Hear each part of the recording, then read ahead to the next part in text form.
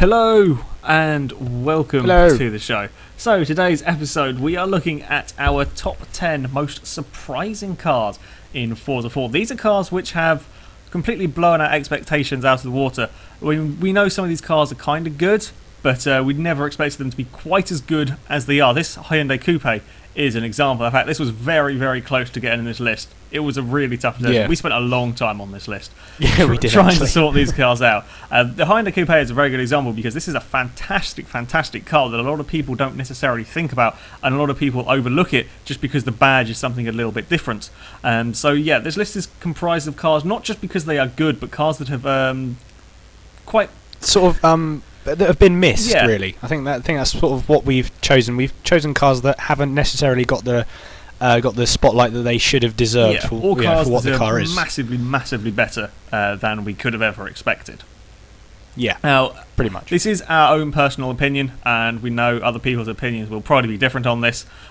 So, yeah, take it just as an opinion. An opinion can't be wrong. When you state an opinion as fact, then it can be wrong. But when we just have an opinion, then that can't be wrong. Anyway, at number 10, we have the Fiat Coupe. I said this was the best handling front-wheel drive car, and I still think it probably is, unmodified. That is, all of these cars here we're talking about are stock. No upgrades, so if a car can be very fast upgraded, don't really care. This is just about purely stock cars. And this Fiat Coupe, it's a fantastic car to drive. You honestly forget the fact that it's front-wheel drive. Yeah, it was a surprising car purely because of why it's in the video. But I did drive it before. I drove it before the actual before we recorded for this. I was really surprised with how well it coped with the corners. It is a fun car. Okay, it's not the fastest car in the world, but it is a really fun car nonetheless. Yeah, it is only a C-Class car, so it's not going to break any speed records, but it's a great car to drive. It's also only 7,000 credits, which is incredible value for money when you look at it. Yeah, Can't really go wrong. You can't really with this car. I mean, it is a DLC car, so you might not have the DLC to drive it, but if you do have the DLC, I really recommend you give this car a go because it's fantastic. I will say, if you do put any upgrades in it, it absolutely ruins it. I tried a B-Class one and it's utterly terrible, but as a standard car, this is fantastic.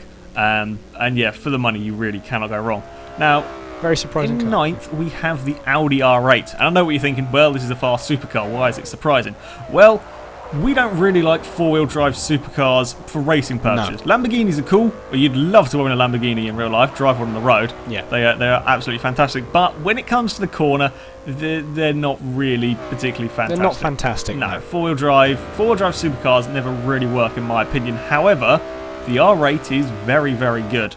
The four-wheel drive system in this isn't sort of too intrusive. It isn't kind of terribly understeery all the time, and it actually handles really well, which is I'd say it's pretty surprising big surprise. for a four-wheel drive car. Yeah, I mean, by the way, this is the V10 model. Of course. The V8 could be totally different. We never actually drove that, which was, in hindsight, thinking we should have drove it. But yeah, this is the V10 model.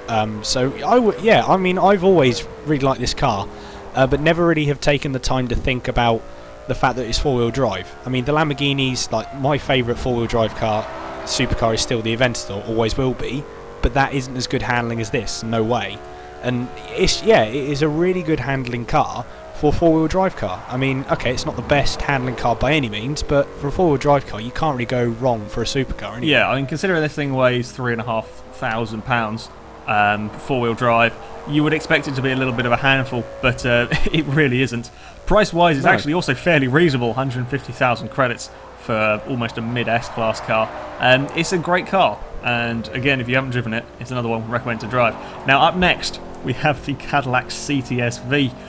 This is a car I've never driven in Forza. We're going sideways. Never driven much sidewaysness. Much sidewaysness. I'd never driven this in Forza until we did a challenge with some four-door saloon cars. This thing's incredibly good to drive. Considering sort of what it is, a big, powerful four-door saloon car, it's very, very agile, very, very fast, and it keeps up with the likes of the Mercedes. Not quite the BMW, but that's not really surprising when you consider the sort of the engine's difference. And of course, the BMW is a lot newer than this. Yeah, this is another one. I mean, this car's kind of know this car's a little bit quick. It had at some point, I don't know if it still does, the record for a four-door saloon car around Nürburgring. Not entirely sure if it still does. The M5 may have taken it. If it. the M5 hasn't been driven around yet, if it was driven, I think that would probably beat it, because the new M5 is a very good car. But yeah, this one completely caught us out when we first drove it, because it is very good.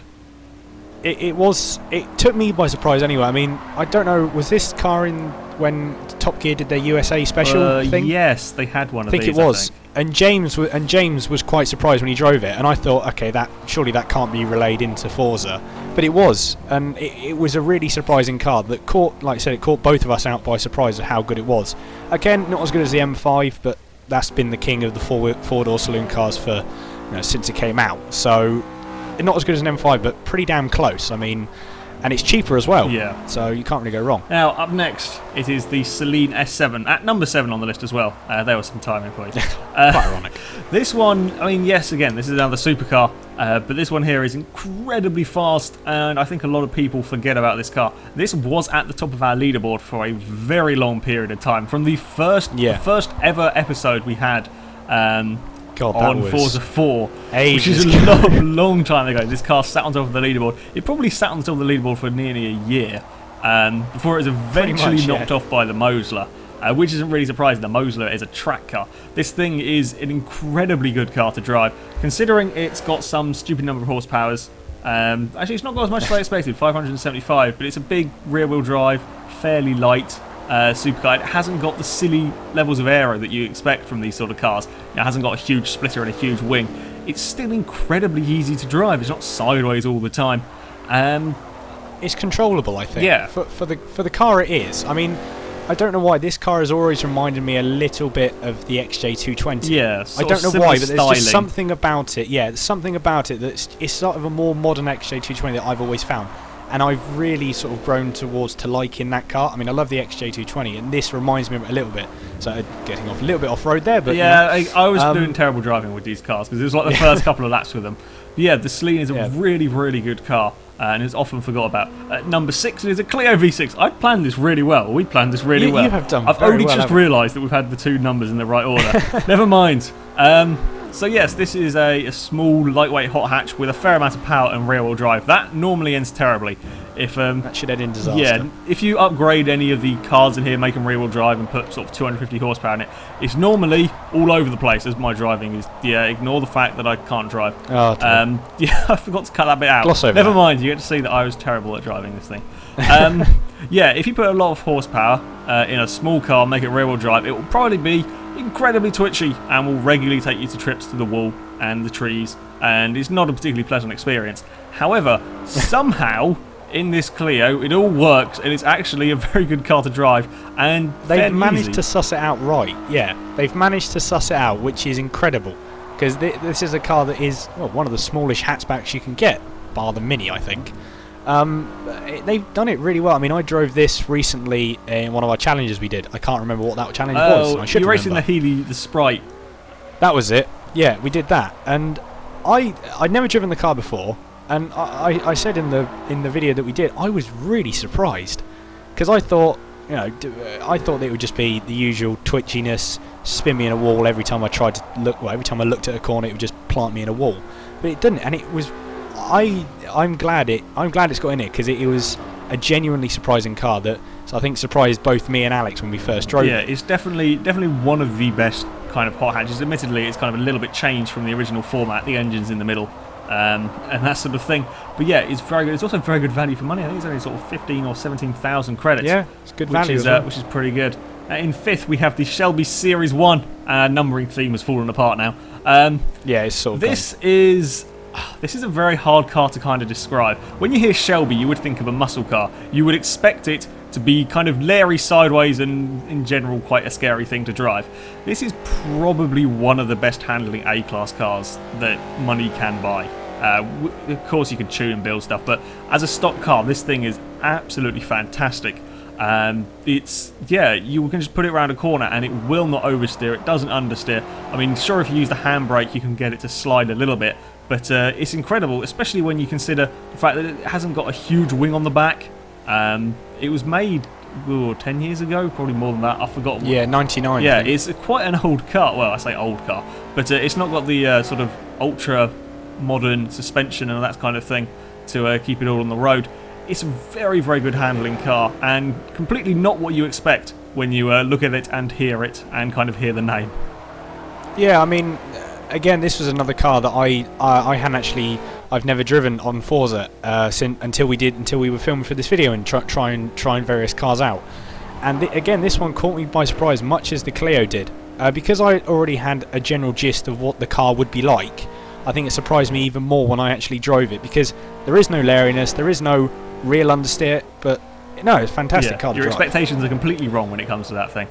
In fourth, of course, we have to have this in here. It is the ACR Viper. Now, I was expecting this car to be pretty quick. You know, it is a supercar after all, but I don't think anybody expected it to be quite as quick as it is. On our leaderboard, it sits in 7th. Okay, this car is a mid S-Class. I think it's about 650 PI. It is faster than a Lamborghini Aventador around our test track. That is an R3 car. That makes me sad.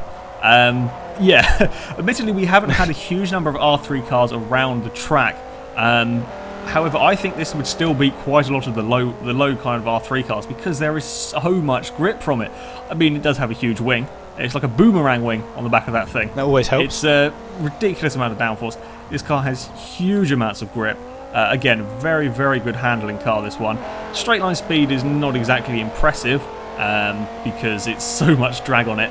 I think it's only about 180 miles an hour. It's certainly not the fastest car here. Still impressive for a Viper, though. Let's be fair. No, I think as a car in general, it's still impressive for 180. Well, depends. When you sort of look at games, you kind of your sense of speed gets confused when you're talking about games. Yeah, for a real life car, 180 is very fast. But on Forza, But either way, this is a very, very good car, and again, it is incredible value for money as well at 100,000 credits. But yeah, as far as surprising goes, it's not surprising that it is good. It is amazing just how fast it is, considering it is only an S-Class car. Yeah, I mean, I haven't driven this car much, but yeah, I was really happy with it. Now, this is what I want to get on to. This is probably even more surprising for the car of what it is. Okay, surprising in some cases, but not in others. This is the Lotus 211. This is obviously again, this had to be in there because we've already done a video on this for I think it was the best and worst value cars, and these were the two that were in it as well. So yeah, we had to put these in again. This is an A-class car. Remember, this is an A-class car that's relatively cheap for what it is. Okay, it's a track-bred car, but for an A-class car, where does it sit on the leaderboard? Right, I can't remember. The it's pretty damn Lotus high 211 up. sits in 15th. Okay, doesn't sound too impressive. However, here's the list of cars that it is faster than: a 911 Turbo, a Nissan GTR, a Rough RGT8, a 2013 Viper, a Zonda C12, Audi R8, Weizmann, Ferrari F40, Lexus LFA, Jag XJ220. It's faster than all of them, and they are all much higher PIs, much more power. And that is what I love about. To be fair, that's what I love about. It's what I love about Lotus is they just get a car and just think, right, we don't want too much power, we don't want too much straight line speed, but we wanted to handle like. No, I'm not going to say it, but yeah, I'm not going to say what I want to say, but it's just so grippy, this car. Okay, admittedly due to the aero and the fact that it weighs as much as the like a grain of sand. But it just sticks to the road, and it's just a fantastic car, and it's such good value for money as well. So this had to be in there at some point. So I'm glad Alex put it in there, and it is a really good car that I love. In second place, we have the Weizmann MG TF5, or another combination. Is that purple? Yes, it's purple. It comes in city colours, which is another reason why I love it. There's bright purple. There's like lime green. There's bright orange. That is cool. There's a fantastic choice of colours with this car. I can never remember the name of this one because there's some combination of letters that never. Is it a Weizmann GTF? It might be something? GTMF5 or MF. It doesn't matter. It's that one. This is the 2011 one. There are two versions in Forza. The 2010 one handles like you would expect it. It's a bit of a German TVR, quite mental but kind of good fun. This one, the slightly newer one, is again possibly one of the most fun cars there are to drive. It's very hard to explain why it's so fun. But I'll just give you an example. Normally, when we kind of do driving with these cars, if I'm doing like a review or a bit of sort of talking about it, I'll do kind of 2 or 3 laps, maybe a few more, just kind of get a feel for this car. When I drove this one, it was about 20 laps before I realised what was going on. Because you just want to keep driving it. It is ridiculously good to drive. If you want to drive it sensibly, there is huge amounts of grip. And if you want to be a little bit silly, you can just boot it and then it will slide everywhere. It's a fantastic car to drive, and again, I think it's one of those cars that's from a slightly lesser known manufacturer is often overlooked in favour of the likes of a 458 Italia or a McLaren. They may be a little bit faster than it, admittedly they do have a little bit higher PI, but I would rather have one of these, to be honest. It's a tricky one for me because I mean I've always loved the McLaren and all of that, but there's only one other car that I have felt like the same car, and that was my Lotus, and that's tuned. This is a stock car, and it gave me the same sort of the amount of time you can spend it and not realise it. Yeah, and of course the winner is the Hennessey Venom. It's gotta be. Yeah, now you're probably wondering, well, why is this here? Because, well, we all know it's a fast car. We all know that it accelerates like a rocket and it will go onto a silly high top speed. And yes, that is the case. No one is surprised by the acceleration. It does 0 to 60 in 2-point-something seconds, and it will hit something in the 260, 270 miles an hour. The reason why this is on the top of our list is because even with all that speed, with 1,200 horsepower, it can still be driven around a track without falling off at every corner, like in a Veyron, because the brakes are terrible in that, or in the Ultimate Aero, because you can't put any power down ever, because you just wheel spin. This car is incredible that it can even get round a corner normally. It sits top of our leaderboard by 1.1 seconds. Again, it's amazing to think that this thing, sure, it's a fast car at a straight line, but that doesn't make it fast around a track necessarily. And considering it's 1 second faster than a Mosler, that's pretty impressive. That's impressive, yeah. That is incredibly impressive. I mean, when I first saw that this was coming to Forza, I thought this would be, well, we both thought this would be the usual Veyron style, mega fast in a straight line, but just absolutely pants round corners. It just won't turn. And we were both very, very wrong about this car. Yeah, I mean, it was insane. Don't get me wrong, this thing is not easy to drive at all. It is an incredibly tricky car to drive. But the fact that you can drive it around, I mean, I'm going around Laguna Seca, this is only like my first and second lap with the car. You can still drive it around a track like a normal car. Admittedly, the speed will catch you out from time to time because you touch the accelerator and you're suddenly doing 200 miles an hour without you realising. It really is that fast. But the fact that it can go round a corner at all, and with as much grip as this thing does have, and you can still put the power down out of the corners, it's simply incredible. It's a fantastic car. I think it's it's in a game, but in real life as well, it's a fantastic feat of engineering that I don't think any of us realised that was possible. Yeah, to be honest, it is a very impressive car. So that is our top 10. I'm sure everybody will disagree with us and will tell us how wrong we are. But there we go. That is our opinion on the matter. And that is it for this video as well. So thank you very much for watching, everybody. As ever, if you have challenges and things you would like us to do, then please leave them in the comment section. We will have a look through and we will pick our favourites. However, until next time, goodbye. Bye.